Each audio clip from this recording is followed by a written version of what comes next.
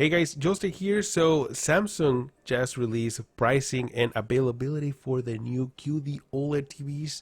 Yes, that's just a few weeks away from now.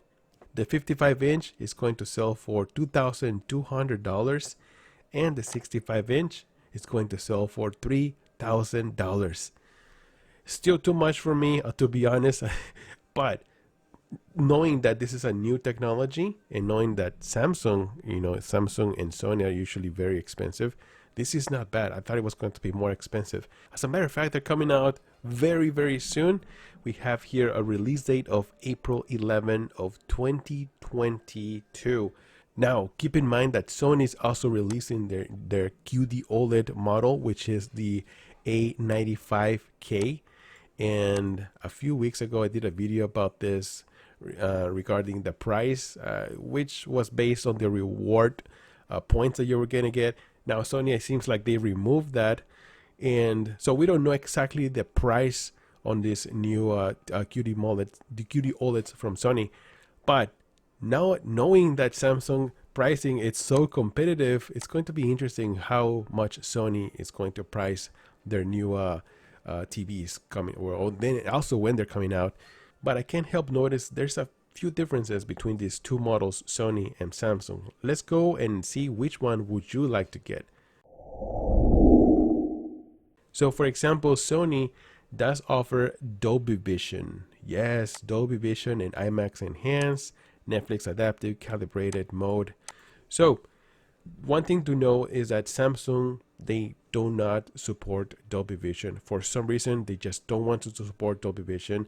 Just in case if you don't know, Dolby Vision is another variant of HDR. It's an HDR standard that uses dynamic metadata.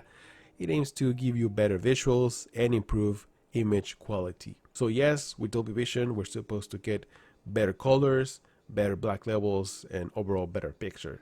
Now, honestly, I have tested TVs with Dolby Vision and TVs with HDR, and it's really hard to tell the difference. With a naked eye, it's just really hard to tell the difference.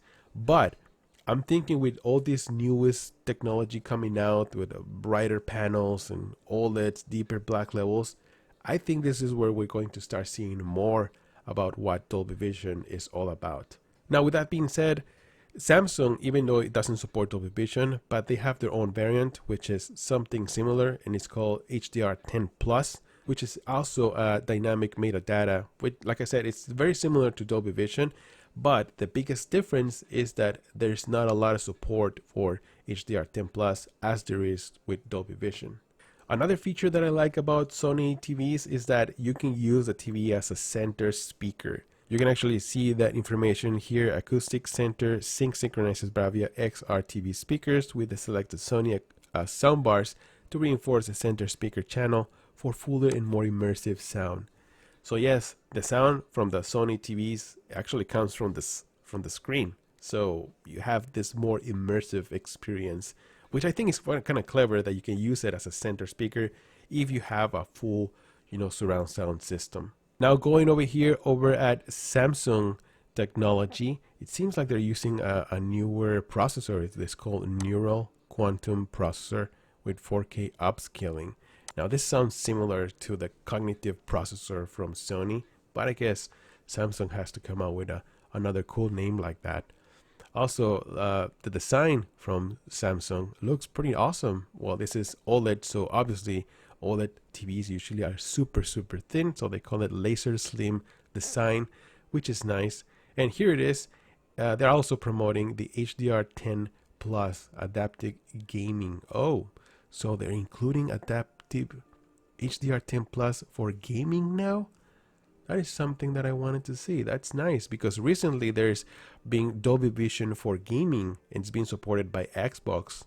So it's nice to see that Samsung, they're now implementing their variant of Dolby Vision, but in HDR10 Plus for gaming.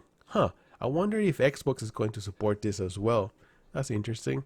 Over here, we can see that Samsung does have more HDMI 2.1 ports for gaming, and that is another big difference between Sony and Samsung. Samsung I think is more aiming towards gaming. As you guys can see, they have 4 ports, So that way you can connect all of your consoles. You can also connect your soundbar or sound system and still have an additional port just in case if you want to connect a Blu-ray player maybe.